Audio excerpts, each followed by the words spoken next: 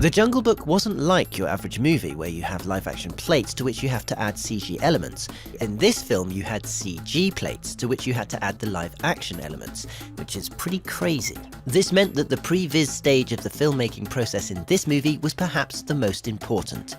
Digital Domain supplied the motion capture system on the set and the low-res digital environments developed in previs. These low-res environments allow the team to identify where the live action was going to take place within the digital environment, so they could build a small physical set with exactly the same shape, scale and inclination as the digital one. Then, by using Digital Domain's Simulcam technology, they could see a real-time blue-screen composite of what they were shooting within their digital environment, which is so clever.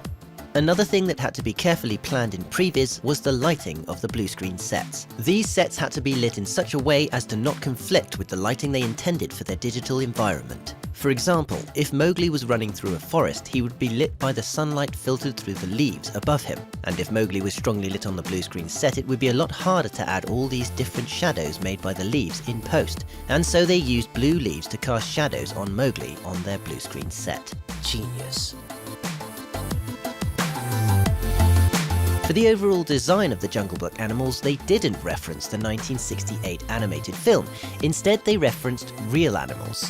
First, they studied the anatomy of the creature they wanted to build, and then they would create a skeleton based on its bone structure that the animators could move in a realistic way. Next, they would build the animal's muscle structure and skin on top. The facial rigging was the most complicated because the animals had to be able to talk realistically without becoming too human or unrealistic. In order to accomplish this, MPC began by mapping out facial muscles that the animals have, and making sure that they could yawn and snarl and do everything a real animal could. Next, they concentrated on doing mouth shapes for speaking. This meant adding additional, more human muscles in order to give the animals more control over their lip movements. For the hair and fur, MPC had been working on their own fur grooming tools for a long time, and for the Jungle Book they used Fertility. This tool allowed a lot of variation and complexity for the length of the hairs, their direction and width, and how they clump and mat together. And it just looks so real. It's pretty incredible the amount of amazing things that can be achieved with a computer, but unfortunately, that goes both ways.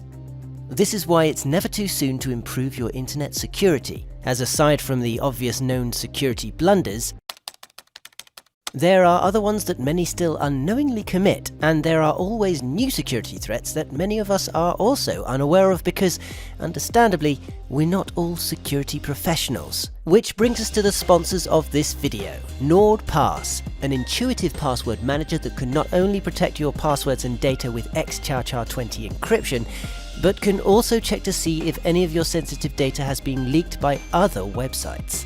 It can also fill login details and payment options for you, sync between your devices, import passwords that are stored on your browser, which is another blunder by the way, securely share passwords with your friends and much more, all within a very user-friendly, simplistic interface that is both easy to understand and well organized.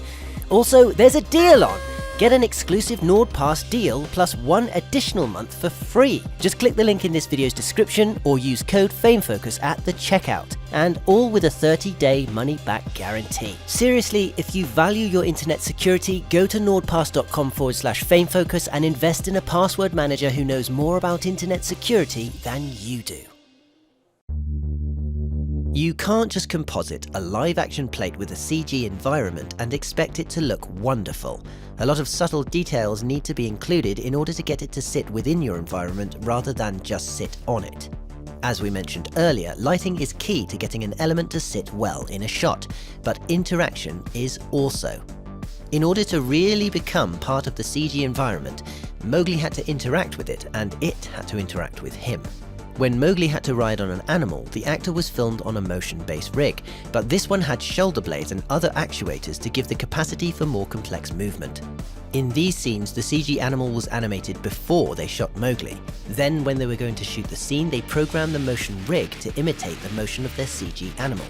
For hugging moments and times where Mowgli touches the animal, furry puppets were used on set. They'd then track Mowgli and the puppet and match up their digital one. When Mowgli embraces the mother wolf Raksha, they substituted Mowgli's right hand for a digital one in order to get it to properly interact with the wolf's CG fur, which just looks amazing. The visual effects of The Jungle Book, and the visual effects of every movie for that matter, are a bit like an illusion, an elaborate attempt to get the audience to believe what they are seeing is real. Unfortunately, in one short video we can't cover everything that goes on in this VFX illusion. In truth, we can barely scratch the surface. But what we can try to do, and hopefully manage to achieve, is to show you the amount of planning, passion and artistry that go into achieving the illusion and some of the hard work involved.